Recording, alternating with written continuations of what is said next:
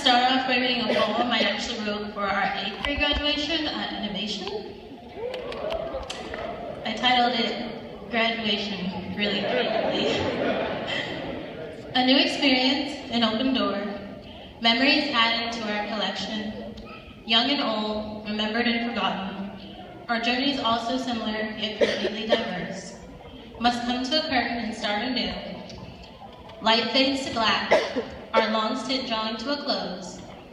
And so since we are never replete, we hold all our responsibility.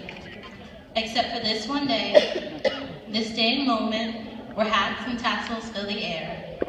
We rejoice and claim freedom, achievement, and congratulations on this day we call graduation.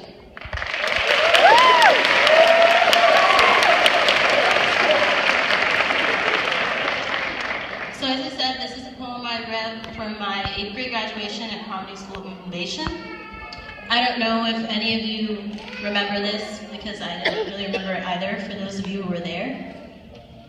And I read this for the reason that I didn't really remember it, and the fact that graduation then was a big deal to us because we were in 8th grade and we were going to high school, of course, just as we are graduating now, and going to college or wherever you are going. And I just want to capitalize on the fact that we don't particularly remember a lot. Graduating then and graduating now isn't much different. That years from now we won't really remember what we've gone through or remember what we've done. And no one can really blame us because, especially as graduates, we're told to look to the future, to seek out opportunities and ways to grow, and essentially kind of disregard what had happened in the past, especially if it wasn't all that great, because we see the past as something that's taboo. And I think that's unfortunate because thinking and dwelling on the past shouldn't be seen as a hindrance to one's future. And the future is definitely capitalized on. And yes, it is true that in a few years we won't really remember what really went on in high school. And memories do fade with time.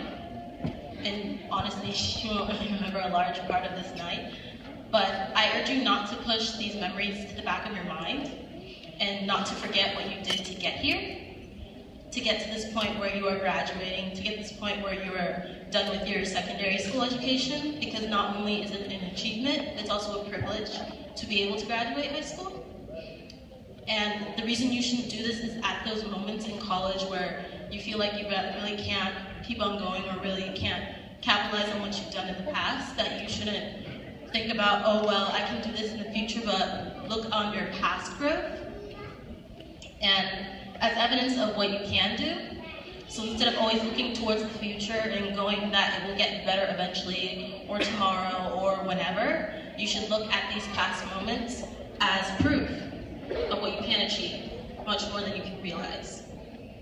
And I mean, I like to think that if asked to write a poem right now, I wouldn't rhyme congratulations, graduation, or at least I hope I wouldn't. Yeah. So if that's not evidence of my growth, I really don't know what is. So I'm going to keep this short.